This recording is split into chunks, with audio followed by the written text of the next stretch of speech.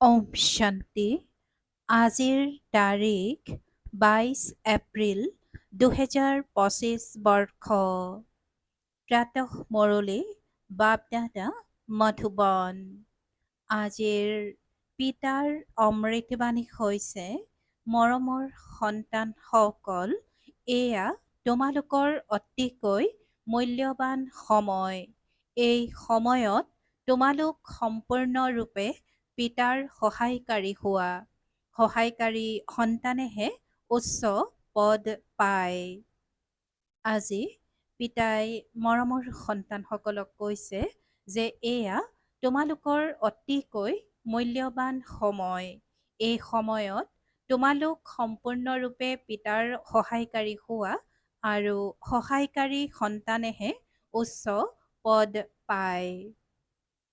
আৰু আজিৰ প্ৰশ্ন, সেৱাধাৰী সন্তানে কোনটো অজুহাত দেখুৱাব নোৱাৰে? পিতাই উত্তৰত কৈছে, সেৱাধাৰী সন্তানে এইটো অজুহাত নেদেখুৱাব যে বাবা ইয়াত গৰম, ইয়াত ঠাণ্ডা, সেইকাৰণে মই সেৱা কৰিব নোৱাৰো। অলপ গৰম হ'লে বা ঠাণ্ডা পৰিলে তাৰ প্ৰতি স্পৰ্শকাতৰ হ'ব নালাগে। এনেকুৱা নহয় যে মইতো সহ্যই কৰিব নোৱাৰো। এই দুখধামত দুখ, সুখ, গৰম, ঠাণ্ডা, নিন্দা, স্তুতি সকলো সহ্য কৰিব লাগে। অজুহাত দেখুৱাব নালাগে। আৰু আজিৰ গীত ধীৰজ ধৰ মনুৱা, অৰ্থাৎ ধৈৰ্য ধৰা হে মন। ওম শান্তি। সন্তানসকলে জানে যে সুখ আৰু দুখ কাক কোৱা হয়। এই জীৱনত সুখ কেতিয়া পোৱা যায় আৰু দুখ কেতিয়া পোৱা যায় সেয়াও কেৱল তোমালোক ব্ৰাহ্মণসকলেহে পুৰুষাৰ্থৰ ক্ৰমানুসৰি জানা। এইখন হয়ে দুখৰ সৃষ্টি। ইয়াত অলপ সময়ৰ বাবে দুখ, সুখ, স্তুতি, নিন্দা সকলো সহ্য কৰিবলগীয়া হয়। এই সকলোবোৰৰ পৰা ঊৰ্ধ্বত থাকিব লাগে। কাৰোবাৰ অলপ গৰম লাগিলে কয়, মই ঠাণ্ডাত থাকিব বিচাৰো। এতিয়া সন্তানসকলেতো গৰম অথবা ঠাণ্ডাত সেৱা কৰিব লাগে নহয়। এই সময়ত এনেকুৱা কম বেছি দুখ হ'লেও সেয়া নতুন কথা নহয়।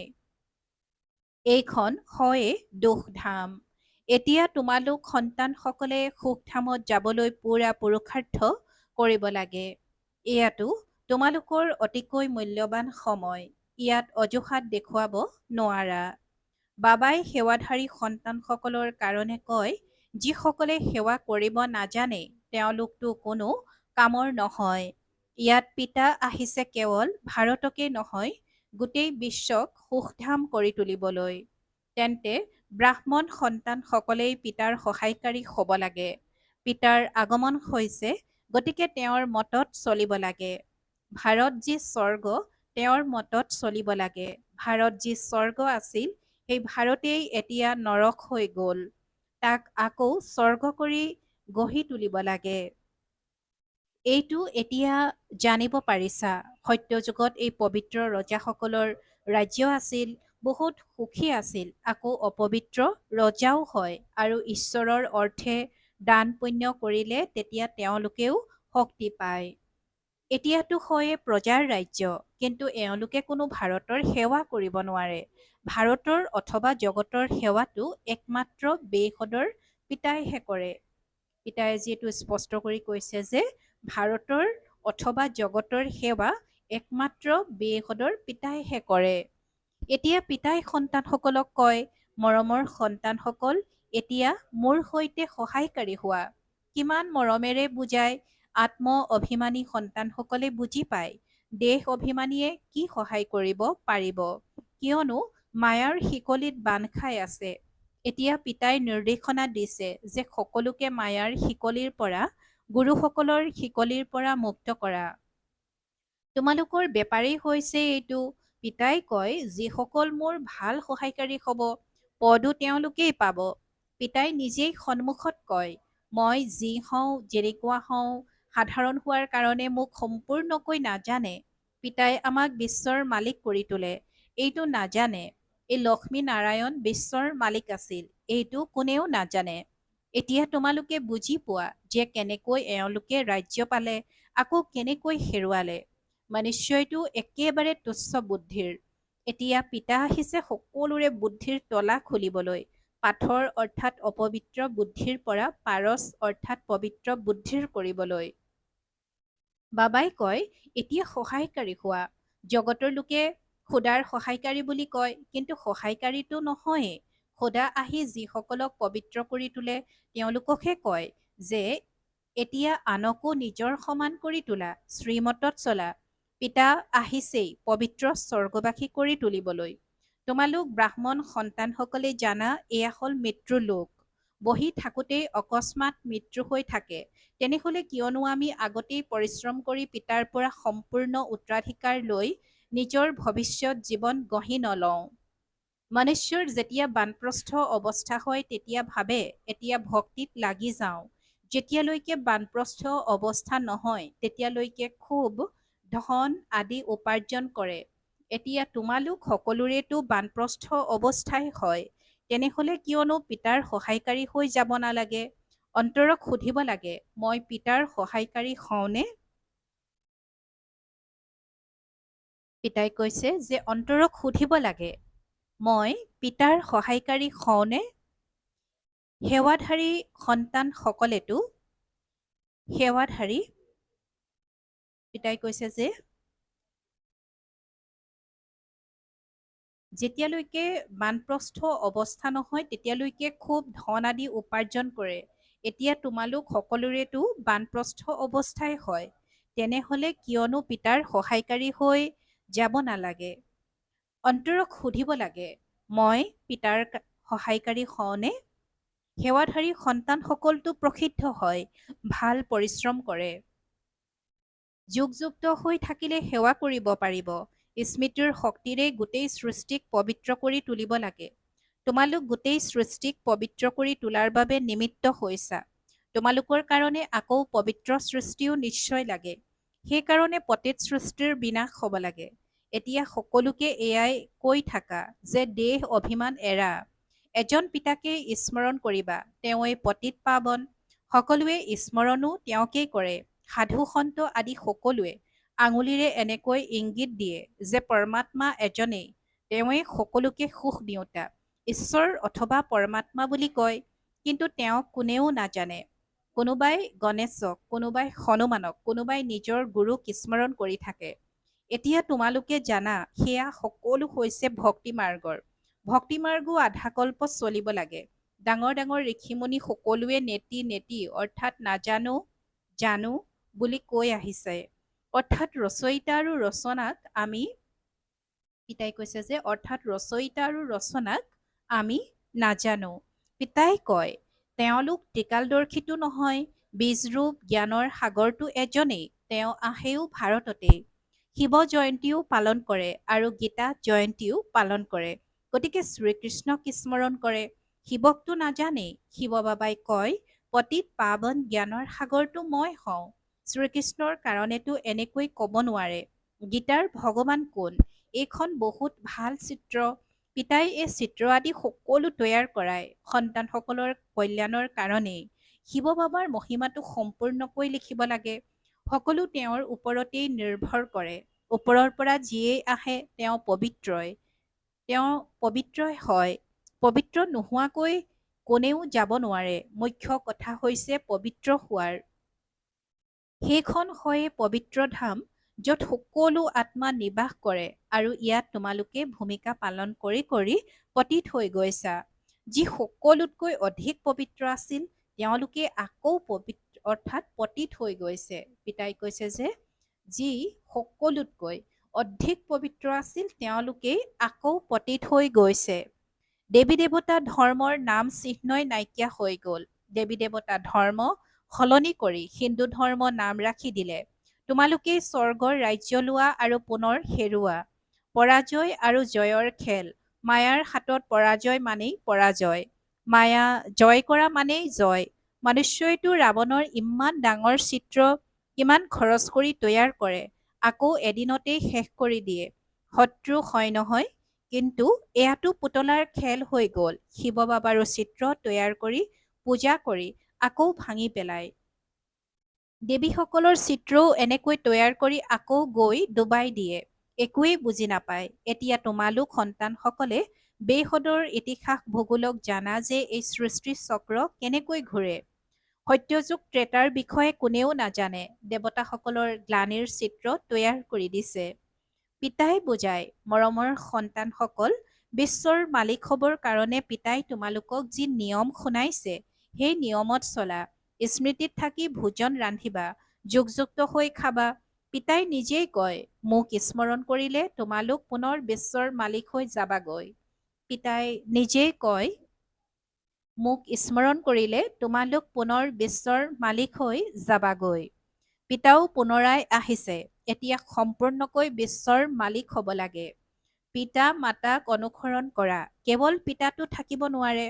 সন্ন্যাসীসকলে কয়, আমি সকলো পিতা, আত্মাই পৰমাত্মা, সেয়াটো ভুল হৈ যায়। ইয়াত মাতা পিতা দুয়োৱে পুৰুষাৰ্থ কৰে। পিতা মাতাক অনুসৰণ কৰা, এই কথাষাৰো এয়াই। পিতাই কৈছে যে আত্মাই পৰমাত্মা, সেয়াটো ভুল হৈ যায়। ইয়াত মাতা পিতা দুয়োৱে পুৰুষাৰ্থ কৰে। পিতা মাতাক অনুসৰণ কৰা, এই কথাষাৰো ইয়াৰেই। এতিয়া তোমালোকে জানা যি বিশ্বৰ মালিক আছিল, পবিত্ৰ আছিল, এতিয়া তেওঁলোক অপবিত্ৰ হ'ল, পুনৰাই পবিত্ৰ হৈ আছে। আমিও তেওঁৰ শ্ৰীমতত চলি এই পদ প্ৰাপ্ত কৰোঁ। তেওঁ এওঁৰ অৰ্থাৎ ব্ৰহ্মাৰ দ্বাৰা নিৰ্দেশনা দিয়ে, সেইমতে চলিব লাগে। অনুসৰণ নকৰে, কেৱল বাবা বাবা বুলি কৈ মুখ মিঠা কৰে। অনুসৰণ কৰোঁতা সকলকহে সুসন্তান বুলি ক'ব নহয়। এইটো জানা যে মম্মা বাবাক অনুসৰণ কৰিলে আমি ৰাজ্যত যাম। এয়া বুদ্ধিৰে বুজিবলগীয়া কথা। পিতাই কেৱল কয়, মোক স্মৰণ কৰা, তেতিয়া বিকৰ্ম বিনাশ হ'ব। বছ, যিকোনো লোককে এইটো বুজোৱা, তোমালোকে কেনেকৈ ৮৪ জন্ম লৈ লৈ অপবিত্ৰ হৈ গৈছা। এতিয়া পুনৰ পবিত্ৰ হ'ব লাগে। যিমান স্মৰণ কৰিবা সিমানেই পবিত্ৰ হৈ গৈ থাকিবা। বেছিকৈ স্মৰণ কৰোঁতা সকলহে নতুন সৃষ্টিত পোনপ্ৰথমে আহিব। আকৌ আনকো নিজৰ সমান কৰি তুলিব লাগে। প্ৰদৰ্শনীত বাবা মম্মা বুজাবলৈ যাব নোৱাৰে। বাহিৰৰ পৰা কোনো ডাঙৰ ব্যক্তি আহিলে তেতিয়া তেওঁক চাবৰ কাৰণে কিমান অনেক মনুষ্য যায় যে এয়া কোন আহিছে, এয়াতো কিমান গুপ্ত। পিতাই কয়, মই এই ব্ৰহ্মাৰ শৰীৰৰ দ্বাৰা কওঁ, আৰু মইহে এই সন্তানটিৰ বাবে দায়বদ্ধ। তোমালোকে সদায় বুজিবা যে শিৱ বাবাই কয়, তেওঁ পঢ়ায়। তোমালোকে শিৱ বাবাকহে চাব লাগে, এওঁক অৰ্থাৎ ব্ৰহ্মাক চাব নালাগে। নিজক আত্মা বুলি বুজিবা আৰু পৰমাত্মা পিতাক স্মৰণ কৰিবা। আমি আত্মা। আত্মাতেই গোটেই ভূমিকা নিহিত হৈ আছে। এই জ্ঞান বুদ্ধিত মন্থন কৰি থাকিব লাগে। কেৱল জগতৰ কথাই যদি বুদ্ধিত থাকে, তাৰমানে একোৱেই নাজানে, একেবাৰে নিকৃষ্ট। কিন্তু এনেকুৱা সকলোৰো কল্যাণটো কৰিবই লাগে। স্বৰ্গলৈতো যাব, কিন্তু উচ্চ পদ নাপাব। শাস্তি খাই যাব। উচ্চ পদ কেনেকৈ পাব, সেয়াতো পিতাই বুজাইছে। এটা হৈছে সুদৰ্শন চক্ৰধাৰী হবা আৰু আনকো তেনেকুৱা কৰি তুলিবা। ভাল যোগীও হবা আৰু তেনেকুৱা কৰি তুলিবা। পিতাই কয়, মোক স্মৰণ কৰা। তোমালোকে আকৌ কোৱা, বাবা আমি পাহৰি যাওঁ। লাজ নালাগে? বহুত আছে যিয়ে সঁচা কথা নকয়, একেবাৰে পাহৰি যায়। পিতাই বুজাইছে, যিয়েই নাহক, প্ৰথমে তেওঁক পিতাৰ পৰিচয় দিবা। এতিয়া ৮৪ চক্ৰ পুৰা খবৰ হ'ল, উভতি যাব লাগে। ৰামো গ'ল আৰু ৰাৱণো গ'ল। ইয়াৰো অৰ্থ কিমান সহজ। নিশ্চয় সংগম যুগেই হ'ব, যেতিয়া ৰাম আৰু ৰাৱণৰ পৰিয়াল থাকে। এইটোও জানা যে সকলো বিনাশ হৈ যাব, বাকী অলপ থাকিব। কেনেকৈ তোমালোকে ৰাজ্যপ্ৰাপ্ত কৰা, সেয়াও অলপ আগলৈ গৈ সকলো গম পাই যাবা। আগতেইতো সকলো নুশুনাও নহয়, তেতিয়াতো সেয়া খেল শেষ হ'ব নোৱাৰে। তোমালোকে সাক্ষী হৈ চাব লাগে। সাক্ষাৎকাৰ হৈ গৈ থাকিব। এই ৮৪ চক্ৰক জগতত কোনেও নাজানে। এতিয়া তোমালোক সন্তানসকলৰ বুদ্ধিত আছে যে আমি উভতি যাম। ৰাৱণ ৰাজ্যৰ পৰা এতিয়া ছুটি পাইছো। আকৌ নিজৰ ৰাজধানীত আহিম। বাকী আৰু কেইটামান দিন আছে। এই চক্ৰ ঘূৰি থাকে নহয়, অনেকবাৰ এই চক্ৰ পৰিক্ৰমা লগাইছো। এতিয়া পিতাই কয়, যি কৰ্মবন্ধনত বান্ধ খাই আছা সেয়া পাহৰি যোৱা। গৃহস্থালীত থাকিও পাহৰি যোৱা। এতিয়া নাটক পুৰা হ'ব, নিজৰ ঘৰলৈ যাব লাগে। এই মহাভাৰতৰ যুদ্ধৰ পাছতহে স্বৰ্গৰ দুৱাৰ মুকলি হ'ব। সেয়েহে বাবাই কয়, এইটো নাম বহুত ভাল, স্বৰ্গৰ দুৱাৰ। কোনোৱে কয়, যুদ্ধ আদিতো চলি আহি আছে। তেওঁলোকক কোৱা ক্ষেপণাস্ত্ৰ যুদ্ধ কেতিয়া হৈছিল? এয়া ক্ষেপণাস্ত্ৰৰ অন্তিম যুদ্ধ। ৫,০০০ বছৰ পূৰ্বেও যেতিয়া যুদ্ধ হৈছিল, তেতিয়াও এই যজ্ঞ ৰচা হৈছিল। এই পুৰণি সৃষ্টিৰ এতিয়া বিনাশ হ'ব লাগে। নতুন ৰাজধানী স্থাপনা হৈ আছে। তোমালোকে এই আত্মিক পাঠ ৰাজ্যভাগ্য ল'বৰ কাৰণে পঢ়া। তোমালোকৰ বেপাৰ হ'ল আত্মিক। পাৰ্থিৱ অৰ্থাৎ লৌকিক বিদ্যাটো কামত নাহে, শাস্ত্ৰ আদিও কামত নাহিব। পিতাই কৈছে যে পাৰ্থিৱ অৰ্থাৎ লৌকিক বিদ্যাটো কামত নাহে আৰু শাস্ত্ৰ আদিও কামত নাহিব। তেন্তে কিয়নো এইটো বেপাৰত লাগি নাযাওঁ? পিতাইটো বিশ্বৰ মালিক কৰি তোলে। বিচাৰ কৰাও উচিত, কোনটো পঢ়াত লাগি যাওঁ। সেয়াতো কেইটামান ডিগ্ৰীৰ কাৰণে পঢ়া। তোমালোকেতো ৰাজ্যভাগ্য ল'বৰ কাৰণে পঢ়া। কিমান ৰাতি দিনৰ পাৰ্থক্য আছে। সেই পঢ়া পঢ়িলে চানাও অৰ্থাৎ নগণ্য প্ৰাপ্তি পোৱানে? সেই পঢ়া পঢ়িলে চানাও পোৱানে নোপোৱা? সেয়া জানা জানো? কোনোবাই শৰীৰ ত্যাগ কৰিলে চানাও গ'ল। এই উপাৰ্জনটো লগত যাব। মৃত্যুটো শিৰত থিয় হৈ আছে। প্ৰথমে আমি নিজৰ সম্পূৰ্ণ উপাৰ্জন কৰি লওঁ। এই উপাৰ্জন কৰোঁতে কৰোঁতে সৃষ্টিয়েই বিনাশ হৈ যাব। তোমালোকৰ পঢ়া সম্পূৰ্ণ হ'লে তেতিয়াহে বিনাশ হ'ব। তোমালোকে জানা যে যি মনুষ্য মাত্ৰ আছে তেওঁলোকৰ মুঠিত চানা আছে। তাকেই বান্দৰৰ দৰে সাৱটি বহি আছে। তোমালোকে এতিয়া ৰত্ন লৈ আছা, এই চানাৰ প্ৰতি থকা মমত্ব ত্যাগ কৰা। যেতিয়া ভালদৰে বুজি পায় তেতিয়াহে এই চানা মুঠি ত্যাগ কৰে। এয়াতো সকলো ছাই হৈ যাব। ভাল বাৰু। অতি মৰমৰ কল্পৰ পাছত পুনৰাই মিলিত হোৱা সন্তানসকলৰ প্ৰতি মাতা পিতা বাপ দাদাৰ স্নেহপূৰ্ণ স্মৰণ আৰু সুপ্ৰভাত। আত্মিক পিতাৰ আত্মিক সন্তানসকলৰ নমস্কাৰ। আৰু আত্মিক সন্তানসকলৰ আত্মিক মাত পিতা আৰু বাপ দাদাৰ প্ৰতি স্নেহপূৰ্ণ স্মৰণ আৰু সুপ্ৰভাত আৰু নমস্কাৰ নমস্কাৰ নমস্কাৰ।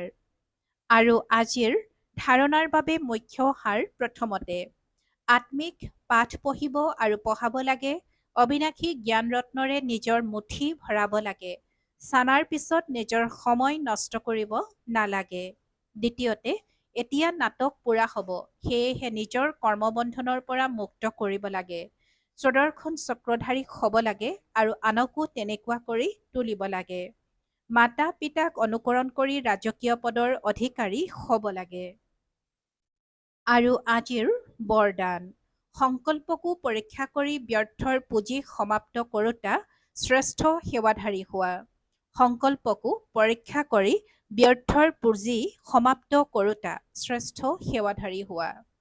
পিতাই আজি বৰদানত কৈছে যে সংকল্পকো পৰীক্ষা কৰি ব্যৰ্থৰ পুঁজি জমা অৰ্থাৎ সমাপ্ত কৰোঁতা, ব্যৰ্থৰ পুঁজি সমাপ্ত কৰোঁতা শ্ৰেষ্ঠ সেৱাধাৰী হোৱা। আৰু আজিৰ বৰদানৰ ব্যাখ্যা, শ্ৰেষ্ঠ সেৱাধাৰী তেওঁ, যাৰ প্ৰতিটো সংকল্প শক্তিশালী। এটিও সংকল্প ক'তো যাতে ব্যৰ্থত নাযায়, কিয়নো সেৱাধাৰী অৰ্থাৎ বিশ্বৰ মঞ্চত ভূমিকা পালন কৰোঁতা। গোটেই বিশ্বই তোমালোকক নকল কৰে। যদি তোমালোকে এটা ব্যৰ্থ সংকল্প কৰিলা, তেন্তে সেয়া কেৱল নিজৰ প্ৰতি কৰা নকৰিলা, কিন্তু অনেকৰ নিমিত্ত হৈ গলা। সেইকাৰণে এতিয়া ব্যৰ্থৰ পুঁজি সমাপ্ত কৰি শ্ৰেষ্ঠ সেৱাধাৰী হোৱা। আৰু আজিৰ শ্লোগান, সেৱাৰ বায়ুমণ্ডলৰ লগতে বেসদৰ বৈৰাগ্য বৃত্তিৰ বায়ুমণ্ডল গঢ়া। সেৱাৰ বায়ুমণ্ডলৰ লগতে বেসদৰ বৈৰাগ্য বৃত্তিৰ বায়ুমণ্ডল গঢ়া। ওম শান্তি। আৰু আজিৰ অব্যক্ত সংকেত, সংযুক্ত ৰূপৰ স্মৃতিৰে সদায় বিজয়ী হ'বলৈ আজিৰ অব্যক্ত সংকেত। সংগম যুগ হয় সংযুক্ত হৈ থকাৰ যুগ, পিতাৰ পৰা অকলশৰীয়া হ'ব নোৱাৰা, সদাকালৰ সংগী হোৱা, সদায় পিতাৰ লগত থকা অৰ্থাৎ সদায় সন্তুষ্ট হৈ থকা, পিতা আৰু তোমালোক সদায় সংযুক্ত।